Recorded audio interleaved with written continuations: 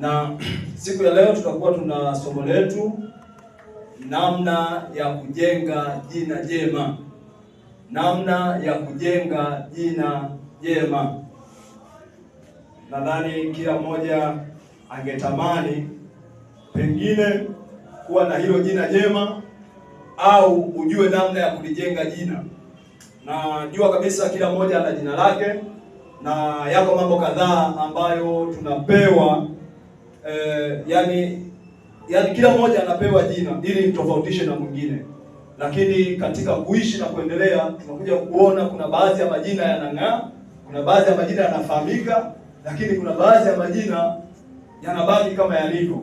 Lakini kuna baadhi ya majina vile vile yamekuwa ni maarufu kwa ajili ya mambo mabaya. Lakini kuna majina vile vile ni majina ambayo yamefahamika kwa mambo mazuri. Na leo sisi tutakuwa tunajifunza namna ya kujenga jina jema. Unapokuwepo mahali popote, una fursa ya kuweza kulijenga jina lako. Na ujue kabisa kila unapokuwepo, jina lako ni moja ya kitu muhimu sana kuhakikisha unakijenga. Kama hautajenga jina lako au hautajua mambo ya kufanya ili kulijenga jina lako, utapita mahali historia yako itafutika. Yaani ni sawa na wale wanaotembea bichi. Ukitembea bichi, si unajua unatembea miguu yako na inaonekana au alama zako zinaonekana, yakipita maji mara moja tu shua yanafuta kila kitu. Kunakuta pia kuna watu ambao wamesoma hapa, historia yao haikumbukwi. Haukumbuki kwa mema, haukumbuki kwa mabaya, uko neutral. Lakini tunapaswa kujenga majina, na ukijenga jina lako kuna mambo mengine utayafaidi kutokana tu na jina. Labda tuangalie kitabu kidogo cha Mithali 22 na ule mstari wa kwanza. Kitabu cha Mithali 22 mstari wa kwanza. Neno la Mungu linasema wazi ya kwa heri kuchagua jina jema kuliko mali nyingi, na neema kuliko fedha na dhahabu. Kwa kumbe, kama kuna siku ukakutana na mahali pamewekwa jina jema na upande wa pili pakawekwa fedha na dhahabu, Biblia inasema ni heri atakayechagua jina jema. Sasa kama jina jema ni muhimu kuliko hata fedha na dhahabu, ndio maana moyoni mwangu nikatamani sisi kama nyie kama wahandisi watarajiwa na wengine kwenye career zenu mbalimbali mnakokuwa mnaenda nazo, lazima ujifunze kujenga jina jema. Najua jina jema linaweza likakupa kazi bila interview, sababu ya jina lako tu. Watu wanasema jina hili tumelisikia, jina hili kwa mema limesikika, mtu wa namna hii jina lake linatambulikana. Lakini kama jina lako hautalijenga, kama jina lako hautafanya kwa makusudi ulijenge, utajikuta unajulikana kwa mambo ambayo hayafai.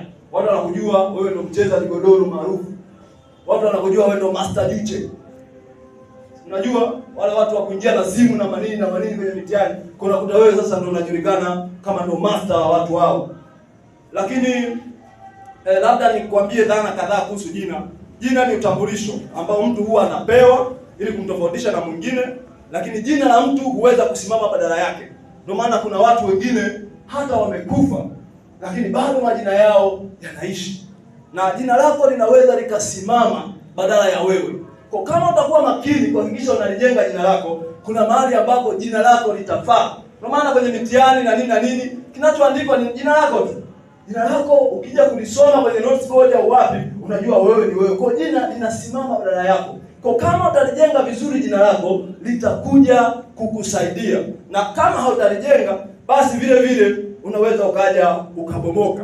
Jambo lingine, jina linaweza kukua au kudumaa kufuatana na matendo ya mwenye nalo. Kwa jina, kuna muda mwingine jina lako linaweza likakua au likabomoka vile vile kutokana na matendo yako. Kwa kama utaamua kutaka kulikuza jina lako, lazima uhakikishe kuna namna fulani unataka watu wakujue kwa kitu fulani. Kama hautapambana kutengeneza jina lako watu wakujue kwa namna fulani, watu hawatakujua kwa chochote. Naona kuna watu hapa wanajulikana kwa ajili ya uongozi, anajulikana kwa ajili ya siasa, anajulikana kwa ajili ya utumishi, anajulikana. Kwa lazima na wewe uhakikishe jina lako unalitengeneza. Unakaa chini unadhamiria, kwa jina langu mimi sasa kuanzia leo nataka watu wanitambue kama namna fulani. Kwa kama utaamua kwanza kujenga hilo jina, haitachukua siku moja, kwa sababu ni ujenzi. Ujenzi wowote huwezi kujenga kwa siku moja, si vile watakuwa wananielewa, si ndio? Hata kama una kila kitu, lakini huwezi kujenga kwa siku moja. Yaani kuna muda mwingine utasubiri pakauke ili uendelee na ujenzi. Lakini simenti unazo, nondo unazo, fedha unazo, lakini uwezo sasa tutajenga siku moja ghorofa mpaka lifike juu. Itaanguka siku hiyo hiyo. Toka kama umefanya kazi ya kujenga na mabua. Kwa jina nalo ni hivyo hivyo. Kuna muda utaendelea kujenga kwa uvumilivu. Baadaye jina lako linakuja kujulikana kwa sasa watu wakiliweka jina lako na majina mengine, watu wanasema huyu ni mtu wa namna fulani. Na jina lako linaweza kuishi baada yako au likafa pamoja na wewe. Kwa jina lako vile vile kuna hapo sasa haitegemei na umeishi miaka mingapi. Kuna mtu mwingine jina lake linaweza likaishi pamoja naye, lakini mwingine jina lake akifa tu na lenyewe linafutika. Anakuwa amezidiwa hadi na ng'ombe na kondoo na mbuzi ambao tukiwachinja wanaacha ngozi zao. Tunakuwa tunaziona ngozi zao. Lakini wewe kama msomi unakufa na jina lako linaondoka linakufa, unajua kabisa haukufanya kazi ya maana kujenga jina. Mimi nimedhamiria ninagoma kufa. Kwa hata kama nitakufa, watu watajikuta wanaishi na mimi hata kama nimekufa. Bwana Yesu asifiwe. Bwana Yesu asifiwe.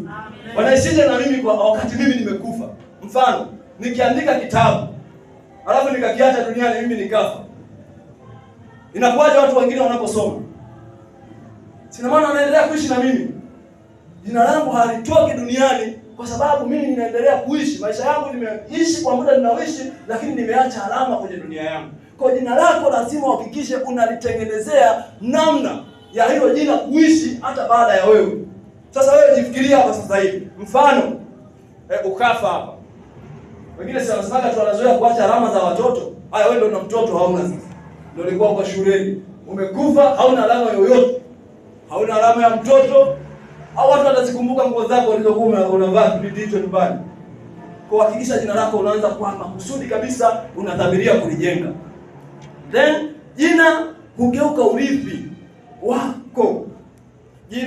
Jina jema hugeuka kuwa urithi kwa watu wako. Ndio maana kuna watu ambao zikitajwa tu ukoo zao, yaani kuna maeneo wanapishwa na watu unawaheshimu kwa sababu mtu akikwambia ukoo wake unajua hawa ni watu wa namna fulani. Kwa nini? Kuna mtu amepambana kujenga lile jina. Na majina mda mwingine yanajengwa kwa jasho na damu. Kuna wakati ambapo watu wanajikuta yani anaweka kwenye mazingira ya kutakiwa kucompromise au kufanya tofauti na lile jina lake, lakini anakataa ili tu kulinda jina lake lisichafuke. Ndio hayo majina ambayo unayaona yanaishi vizazi na vizazi. Kwa jambo lingine hilo la mwisho, ukumbuke kwa jina linajengwa. Wewe kama hautajenga ujue ni juu yako, ila jina linajengwa. Namna tatu ambazo watu wanapewa majina. Yaani kwa nini wewe unaitwa hivyo? Yaani wewe kujiuliza tu ukajikuta unaitwa Eva, sijui unaitwa Esther, sijui unaitwa nani hapa Pinieri, unaitwa Jafet. Wewe kujiuliza kwa nini ukaitwa hivyo? Na usipojua sababu ya jina lako ni kwa nini ukadhani tu watu walikupa tu kwa kujiburudisha, kuna kitu utamisi. Kwanza, majina au jina inatokana na hali fulani ya wakati wa kuzaliwa. Kuna watu wengine wanapewa majina kwa watu na hali fulani kipindi walipokuwa wanazaliwa. Watu wa Mbeya wanaelewa vizuri. Kuna watu wengine wanaitwa mwaka nini wanapewa yani kutokana na matukio yanayokuwa yanakuwepo kipindi fulani. Unakuta mtu alizaliwa labda kipindi ambacho nini kimetokea, wanampa jina kutokana na kile kitu. Wanampa jina kutokana na ile kitu. Kwa majina ndio mwingine yanatokana na hali. Na kabisa tunaona hata kwenye Biblia hii hali ilikuwepo.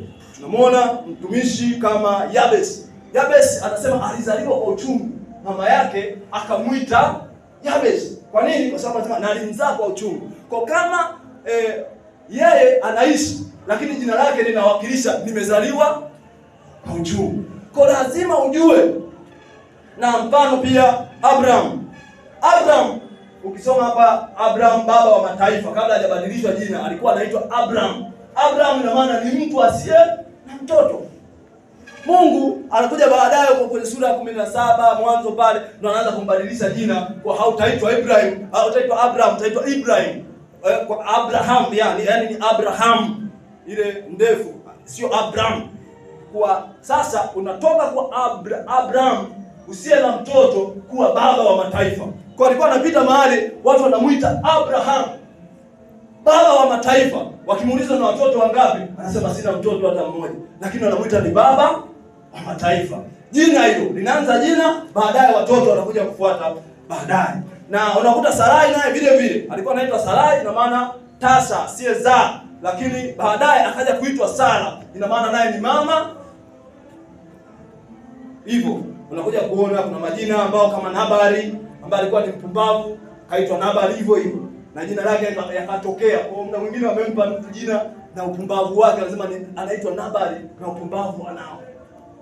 Kwa nao wenyewe unaweza kukuta kajina kako wamekupa fulani fulani, lakini kuna kitu watu walikaweka nyuma yake, walikuwa wanajua tu wanachomaanisha.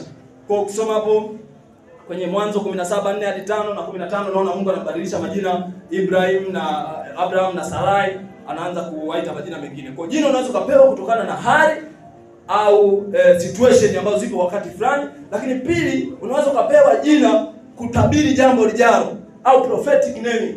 Kwa hata wewe utakapokuwa umepata watoto unawapa majina, hakikisha unampa mtoto jina. Je, unampa kwa sababu ya situation ulionayo au unampa jina kutokana na kule unapotaka aende? Yaani unamtabiria. Ndio maana unakuta kuna watoto mtu amempenda mtu fulani au kutokana na mashuhuri wa mtu fulani anaofanya, mtu anasema mwanangu ataitwa fulani. Anaposema anaitwa fulani, ina maana anamtabiria yule mtoto zile sifa za yule mtu ambaye anamtaka zimfuate. Kwa kama hiyo ni namna ya pili ya kutoa majina ambayo ni prophetic naming. Lakini hapa tunaona sasa mfano Abraham sasa anaanza kuitwa baba wa mataifa wakati alikuwa ni Abraham. Na tunaanza kuona tena kwa habari ya Israeli alikuwa anaitwa Yakobo, mdanganyifu. Mungu anakuja kumbadilisha, kwa sababu siwezi nikakubariki ukiwa mdanganyifu. Anambadilisha jina, anaitwa Israeli, yani mbarikiwa. Bwana Yesu asifiwe sana. Kwa majina haya yana maana katika ulimwengu wa roho. Sio majina tu ya kujiburudisha ili mradi tu unatoa majina au wanasema mtu anasema ina sound vizuri. Yaani unampa mtoto jina ambalo unasema lina sound vizuri, yani ukilipronounce unasikia ka vibe fulani. Kuhakikisha unampa mtoto jina ukiwa unajua kabisa unachokifanya ni kitu gani. Kwa sababu unapotoa jina kwenye kitu inamaanisha unataka kitu hicho kiwe hivyo ambavyo unakiona. Lakini jambo lingine unaweza kupewa jina kutokana na matendo yako. Yaani jina likatokana na matendo yako. Hapa tunaweza tukamwona kuna jamaa mmoja alikuwa anaitwa Death Venda, yani machinga wa kifo. Huyu jamaa aliishi miaka ya 1833 alizaliwa, lakini akaja akafa ilikuwa Disemba ya 1896. Jina lake alikuwa anaitwa Alfred Nobel, ambaye mpaka leo kama mnajua habari ya Nobel Prize. Nani amewahi kusikia Nobel Prize? Yes, huyo Nobel Prize, Nobel mwenyewe alikuwa wanasema Death Venda, ni machinga wa kifo. Kwa nini aliitwa hivyo? Kwa sababu aligundua madini fulani yanaitwa dynamite. Dynamite ilikuwa inakuja inatumika inasaidia kutengeneza vilipuzi. Sasa hiyo kwa sababu ya kutengeneza vilipuzi, yeye alitaka vikatumike migodini huko anakovunja miamba na nini ili watu wawe rahisi kwenda kuchimba, kuvunja ile miamba migumu. Watu wa mining mnaelewa, watu wanapopiga baruti na manini. Kwa hiyo aligundua hivyo vitu vya kulipulia. Sasa alipogundua hivyo vilipuzi, watu wakaendelea kuboresha, wakaanza kutumia vile vilipuzi kama mabomu. Sasa walipoanza kutumia kama mabomu, wakaanza kuua watu. Kwa yeye siku moja ndugu yake amekufa miaka 1888. Alipokufa ndugu yake, watu magazeti yakaandika yote, yani kama wanafurahia kifo chake, wanasema machinga wa kifo amekufa. Hatimaye Death Venda sasa amekufa. Aliposoma lile gazeti akapata huzuni moyoni mwake. Kumbe watu wananitambua kama mimi ni surprise, ndo agent wa kifo. Akasema sasa utajiri niliopata kutokana na ugunduzi wangu utatumika kwa ajili ya kwanza kuandaa tuzo za amani. Kwa ndo maana mpaka leo unasikia kuna Nobel Prize. Kama umepewa Nobel Prize na maana kuna mambo makubwa umeyafanya ambayo kwa ajili ya amani na nini, unakuta unakumbukwa kwa namna kama hiyo. Na huyu jamaa alikuwa ni Msweden huko. Kwa hiyo ukiona siku nyingine habari ya Nobel Prize ujue huyu jamaa jina lake lilikuwa baya, lakini aliamua kwa makusudi kulijenga jina lake na kulisafisha kwa namna hiyo. Sasa hizi jina lake lina heshima. Kati ya majina yenye heshima, jina lake linatamkwa. Kwa sasa wewe lazima uangalie jina lako utaliacha katika hali gani. Lakini kwa sababu sisi ni watumishi wa Mungu, naweza nikuachia tafakari kidogo, ukumbuke kuhusu Bwana Yesu Kristo. Pamoja na kazi yote kubwa ya ukombozi aliyoifanya kwetu sisi wanadamu, unakuta Mungu anasema alimpa jina, yaani zawadi ya ukombozi, zawadi ya mambo yote aliyotufanyia, zawadi ya kufa msalabani, alimpa jina. Ndio maana tunarudi, jina jema ni bora kuliko mali nyingi. Bwana Yesu asifiwe sana. Ukisoma kitabu cha Wafilipi sura ya 2 mstari wa 5 hadi 11, utaona hapo labda nisome haraka haraka. Anasema iweni na nia hiyo hiyo. Iweni na nia hiyo hiyo ndani yenu, ambayo ilikuwemo pia ndani ya Yesu Kristo, ambaye yeye mwanzo alikuwa yuna namna ya Mungu, naye hakuona kule kuwa sawa na Mungu kuwa ni kitu cha kushikamana nacho, bali alijifanya kuwa hana utukufu, akatwaa namna ya mtumwa, akawa mfano wa mwanadamu. Tena alipoonekana ana umbo kama mwanadamu, alijinyenyekeza, akawa mtii hata mauti, naam, mauti ya msalaba. Kwa hiyo tena Mungu alimwadhimisha mno, akamkirimia jina lipitalo majina lipitalo kila jina, ili kwa jina la Yesu kila goti lipigwe, na vitu vya mbinguni na vitu vya duniani na vya chini ya nchi, na kila ulimi ukiri ya kwa Yesu Kristo ni Bwana, kwa utukufu wa Mungu Baba. Naona kwa kazi yote Yesu aliyoifanya, yote ya ukombozi wa mwanadamu, Mungu anakuja kumpa jina lipitalo majina yote. Kwa jina usilipuuze. Ndio maana tunajifunza leo kwa habari ya kujenga majina. Na watu wengine endelea tu usijue habari ya kujenga jina lako. Na mtu mwingine aliwahi kukosa kazi kwa sababu jina lake tu, kumbe yule aliyemfanyia interview alikuwa na X. Sasa nikisema X sijui mnamuelewa. Yaani anakamchumba fulani kalimwacha huko. Alafu mwingine ameenda kufanya interview pale na jina kama yule mchumba. Sasa anapokuja anaanza kumfanyisha interview, yaani yeye amekuwa na hasira tu, yaani huyu jina lake anamkumbuka yule mtu wake aliyemwacha kule. Kwa sababu ya jina lake, huyo hajakosa chochote, lakini kwa sababu ya jina lake anakosa kazi. Kwa kaza kama wewe jina lako uliombei hata kibali cha Mungu, na wewe utakuta unakusanya siku nyingine ndio ninaenda ninakutana na maex huko. Watu wanakukata, tunasema huyu tupa huko. Ile jina anakuambia wao kina Grace hao wanakuwa wasumbufu sana. Huyu Johnny, I'm not interested to receive. Toa. Kwa nini? Kumbe jina lake. Lakini kama unaliombea jina lako linakuwa na kibali cha Mungu, unakuta mtu akiliona, kumbe ndo anakutana na mtu ambaye wewe kumsaidia, ndio hilo jina anasema lazima nimlipe wema. Nitakapokuwa namuona huyu mtu, namkumbuka yule mtu aliyenisaidia. Unaona? Kwa unakuta jina lako tu limeachilia kibali. Lakini wewe ukiwa na jina lako tu hivyo hivyo, sawa? Wewe tuendelee, utakuja kuliona. Lakini jina la mtu lina harufu. Inaweza likawa linanuka au linanukia. Ndio maana kuna mtu ambaye jina lake, labda ngoja tufanye zoezi moja hapo. Ukisoma wimbo ulio bora 1:3, anasema manukato yako yanukia vizuri, jina lako ni kama marhamu iliyomiminwa, kwa hiyo wanawali hukupenda. Jina lako ni kama marhamu iliyomiminwa. Marhamu ni kama perfume. Sasa tena sio perfume tu iliyo kwenye kopo, anasema ni kama perfume iliyomiminwa. Yaani iko tayari spray. Kwa jina lake tu huyu jamaa anasema yani kama ka perfume kako sprayed, yani watu anasema wakinusa wanajisikia vizuri, anasema wanawali wanampenda. Kwa nini? Kajina kake kana harufu fulani. Kwa kila jina lina harufu. Unaweza likawa linanuka au linanukia. Ngoja uone kidogo kwenye Biblia. Alafu utaona harufu ya haya majina. Kuna majina nitakutajia mfano wake hapa, alafu wewe utaona harufu yake. Nikisema Yesu, wewe taja tu kwa sauti. Unajua nini nikisema Yesu? Nini kinakuja kichwani mwako? Si Mwokozi jamani.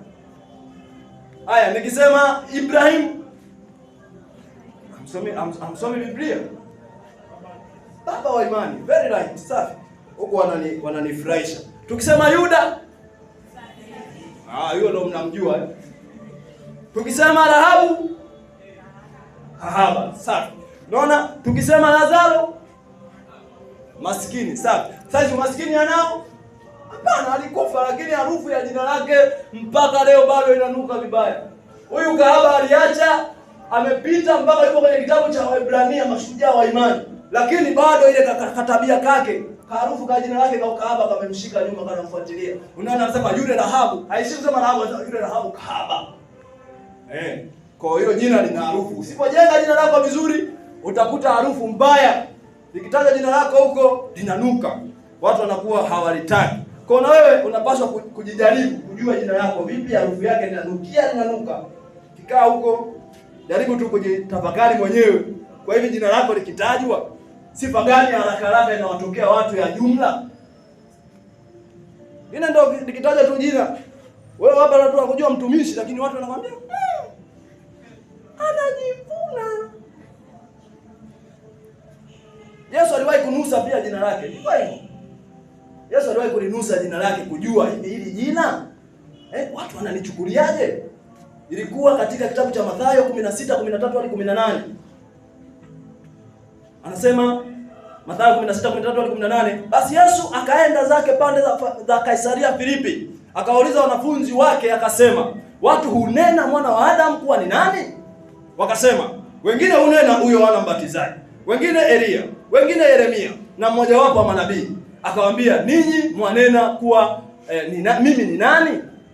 Simoni Petro akajibu, wewe ndiwe Kristo mwana wa Mungu aliye hai. Yesu akajibu akamwambia, heri wewe Simoni Bariona, kwa kuwa mwili na damu havikufunulia hili, bali Baba yangu aliye mbinguni. Nami nakwambia wewe ndiwe Petro, na juu ya mwamba huu nitalijenga kanisa langu, wala milango ya kuzimu haitalishinda. Kwa unaona, Yesu hiyo siku amewaita mitume wake, wameenda kukaa mbali kabisa kwenye pande za Kaisaria Filipi. Kwa nini? Anataka kunusa jina lake. Hivi ni jina.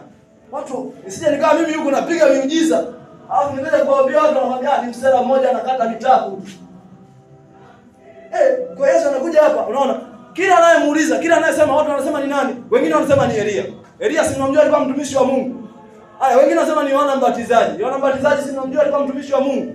Wengine wanasema Yeremia. Wengine wanasema ni mmoja wapo kati ya manabii. Kwa nakuta watu sifa zake hawaendi mbali, wanazunguka hapo hapo. Hakuna ambaye alisema wewe bwana ni mcheza mpira wa miguu maarufu sana. Labda kama nyinyi mmeona Biblia zenu zinasema Yesu, au kuna mtu alisema Yesu wewe ni msera. Hamna. Wote walikuwa wanaenda pale, hawaendi mbali na sifa yake. Kwa na wewe kama unaweza ukafanya, jaribu kuwajua watu hivi huko. Mimi watu wananijua kama nani? Ndio hiyo sasa nakuta huko watu hawajawahi hata kukuita mtumishi. Wewe unakuja si tu kutembea hivi na nini. No. Hakikisha jina lako lina harufu ile ambayo wewe unaitaka. Na mara nyingi watu wanaanza kukuita hilo jina ambayo unakuta linakuwa linakaribiana na kusudi lako la kuishi duniani. Wengine wanakuita tu kama utani, lakini jina lako hilo linakuwa linashabihiana na kile kitu ambacho unakiishi duniani. Kwa kama unaona unawakilisha kitu ambacho sicho, lazima urudi chini. Tunasema urudi kwenye drawing board. Useme sasa nachora upya jina langu. Kama natambulika tofauti na ninavyopaswa kutambulika, au ninajulikana tofauti na vile ambavyo mimi ninajijua, lazima urudi kwenye drawing board. Back to the basics. Chora tena. Rudi tena, anza kufanya vile inavyokupasa kufanya ili jina lako liwe sawa. Yes, sababu ya muda wetu tutakutajia tu mambo kadhaa ya kukusaidia kujenga jina lako. Mambo kadhaa ambayo yatakusaidia kujenga jina lako. Jambo la kwanza ambalo litakusaidia kujenga jina lako ni kumpokea Bwana Yesu kwa Bwana na Mwokozi wa maisha yako. Yaani hiyo ndo kwenye drawing line ndo ya kwanza. Kwa sababu wengi ambao majina yao leo unayasikia ambao wana maana, waliamua siku moja kuwa tunataka majina yetu yabadilike. Waliamua kumaanisha kumwamini Bwana Yesu kwa Bwana na Mwokozi wa maisha yao binafsi. Walipoamua kufanya hivyo, tabia zao mbaya, mambo yao mabaya yakafanyaje? Yakabadilika. Ndio maana unakuta mtu akimwamini Bwana Yesu akamaanisha, hata kama alikuwa ni mzinzi, haitwi tena mzinzi. Jina lake linabadilika, anaanza kuitwa mtumishi wa Mungu. Yaani hivyo, kwa lazima uhakikishe unampokea Bwana Yesu, sio kwa kubangaiza, kwa kumaanisha. Ukianza hivyo, basi jina lako litabadilika na utaanza kuona sasa mambo yakiwa tofauti. Ukisoma Ufunuo wa Yohana hapo 2:17, ukisoma Warumi 10:9-10, kaona hapa anapokuelekeza sasa namna gani unampokea Bwana Yesu. Unamwamini moyoni mwako, unamkiri kwa kinywa chako, anaingia ndani mwako. Akiingia ndani mwako, jina lako linatengenezwa. Hata kama watu walikuwa wanakuona ni mtu mbaya, unakuta sasa jina lako limebadilika. Linaanza kuwa na harufu nzuri. Jina lako lilikuwa linanuka, sasa watu wanaanza kukukaribia, jina lako linanukia. Kuna watu ambao walikuwa wanalewa, lakini walipompokea Bwana Yesu, wengine walikuwa wanavuta masigara, mabange na manini, lakini walipompokea Bwana Yesu, watu wakiwaona wanakuambia, akiwaambia mimi nilikuwa navuta bangi, mtumishi anatupiga. Yaani wewe kweli hiyo mdomo ndio wa kuvuta bangi huo? Au mdomo ndio wa kunywa pombe? Kwa nini? Kwa sababu jina limebadilishwa. Mungu amembadilisha jina. Anabadilisha, anapewa jina jipya. Anasema kwenye Ufunuo hapa, nitakupa jina jipya ambalo hakuna anayelijua, lakini yule anayelipokea unapewa hilo jina. Kwa kumwamini Bwana Yesu. Kwa hata kama utasahau mambo mengi ambayo ninazungumza, lakini kumbuka hili la kwanza. Ukitaka kubadilisha jina lako, lianze kwenda kwenye msingi, lazima umpokee Bwana Yesu kwa Bwana na Mwokozi wa maisha yako. Hapo ndo msingi wa kwanza unaanza kwa jina lako kubadilika. Jambo la pili ni kuishi kwa uadilifu. Kuishi kwa uadilifu. Kiishi maisha ya uadilifu, basi jina lako litakufuata. Litaanza kuenda vile ambavyo sawa na maisha yako unavyoishi. Soma Mithali 10:9 hapo utaona, sema endaye kwa unyofu, wenda salama, bali apotoshaye njia zake atajulikana. Kwa hiyo utakuta na wewe unaanza kujulikana kwa namna fulani. Uadilifu ni kufanya yale unayopaswa kufanya hata watu wasipokuwepo. Yaani kuna maeneo ambayo utabaki peke yako, hakuna mtu wa kukusimamia, hakuna mtu wa kukuangalia, lakini hautafanya mambo mabaya kwa sababu wewe ni mwadilifu. Lakini kama hautakuwa na uadilifu, jina lako utalichafua tu. Kwa sababu gani? Utacompromise. Unapo-compromise, jina lako linachafuka. Watu hawakujui kwa kitu kimoja, sababu watu wana kawaida ya kuja kusummarize hapo, wanakujua kwa kitu hicho kimoja. Sasa kama unabadilika kama kinyonga, watu hawaweza kukuamini. Wewe unaweza kumwamini kinyonga. Memwamini alikuwa wa kijani, kumbe akishika tu bua hapa amekuwa tayari wa blue. Kwa lazima uwe ni mtu wa uadilifu. Jambo lingine, kwa haraka kuheshimu wengine. Hakikisha unawaheshimu wengine. Utakapokuwa unawaheshimu, na wewe watakuwa wanakuheshimu. Kwa unakuta jina lako sasa linaanza kuwa na maana. Lakini jambo lingine, jifunze kujizuia, self control. Usifanye kila kitu kama wengine wanavyofanya. Ndio maana sasa watu kwa sababu wanataka kujenga tu majina, wanapambana kwa TikTok, wengine wanatembea mpaka uchi, wanataka tu majina yakue yawe. Lakini sasa hawajengi majina kwenye namna nzuri. Bwana anayekuza majina yupo, Bwana anayetengeneza brand za watu. Yaani jina lako unaweza kuligeuza likatoka kuwa jina likawa brand. Kwa Mungu yupo unaweza kujenga brand yako kwa namna nzuri. Kuhakikisha unajifunza kujizuia. Kwa sababu kama hujizuii, basi utafanya mambo yako yanakuwa ya ajabu. Jambo la 5 ni kuwa na neno moja au consistency, kuwa na muendelezo wa mambo unayoyafanya. Sio leo tulikukuta ibadani, kesho tukija haupo tena. Yaani endelea kufanya kile kitu ambacho ulikuwa umeaminiwa kukifanya. Unapokuwa unafanya hivyo, basi utajikuta jina lako linatengenezeka. Lakini jambo lingine ni kuwahudumia wengine kwa moyo safi au kutokuwa na ubinafsi, selfless. Unakuwa yani hauna ubinafsi. Unapofanya hivyo, basi jina lako linakuwa pia linaendelea kujengeka, kwa sababu unapokuwa mtumishi ndio namna ya kujenga jina. Yaani Yesu alisema anayetaka kuwa mkubwa, ukitaka jina lako liwe kubwa, lazima ujifunze kushuka kuwatumikia wengine. Wakati wengine wanapambana kutaka kujikuza, wewe shuka chini, watumikie wengine. Wakija wengine hapa, kuta kwenye maombi umewahi, umetengeneza mazingira, watakuwa nakukumbuka. Usipokuwepo siku, watu wanajua kuna mtu fulani hayupo. Kwa sababu gani? Jina lako linaendelea kujengeka. Jambo la 7 na la mwisho, ombea neema ya Mungu kila siku kwenye jina lako, au unaliombea jina lako kibali. Kama hata tuliyosema, unaweza kuwa na jina zuri tu, lakini inaenda kukutana na watu ambao sio sahihi huko, wanaanza kulichukia tu pasipo hata na sababu. Kwa hiyo jitahidi sana kuliombea jina lako, kwa sababu Mungu yeye ndo anayetusaidia kujenga katika kazi zetu zote. Kwa hiyo tumejifunza kwa ufupi hapa namna ya kujenga jina, hakikisha unajenga jina lako. Hakuna mtu atakusaidia kujenga jina, na ukilijenga jina lako zuri itakuja kukusaidia sana huko mbele. Hautaona faida yake leo, lakini utakuja kuachia hata unajua kuna majina kama nilivyosema, unaweza ukaenda hata yakatoa pesa hata ATM huko bila tu. Yaani watu wakasema tu mtoto wa fulani hawezi kupata tabu kwa sababu baba yake alitusaidia. Baba yake tulikuwa tunasoma naye, alikuwa ni mtu mwema. Kama anapata shida, sisi tutasimama kwa niaba yake. Kwa nini? Ni jina. Kwa majina mazuri yanajengwa na yapo, na wewe unaweza ukajenga jina lako, na Bwana akubariki. Muda wetu umekwisha. Sikujitambulisha, naitwa Japhet Katana, na mimi niliwahi kuwa mwinjilisti hapa kipindi 2019 na 18 kule nyuma. Nadhani wengine wengi mko huko, wengine shule za msingi sijui wapi, lakini tulikuwepo kipindi fulani hapa. Mungu ni mwaminifu, nimefurahi kuwaona, na hizi ni siri za tunazowaambia sasa kujenga jina lako. Usipojenga, anasema mtu mjanja yote anajifunza kwa makosa ya wengine, lakini mjinga anasubiri kujifunza kwa makosa yake mwenyewe. Wanakuja associate, wewe huji.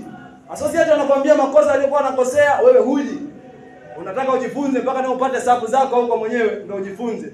Utakomaa mpaka utapoteza muda mwingi, lakini ungekuja tu ukasikiliza inakuja ikakusaidia. Mungu akubariki na Bwana akujalie kujenga jina jema. Amen. Karibu kiongozi. Amen.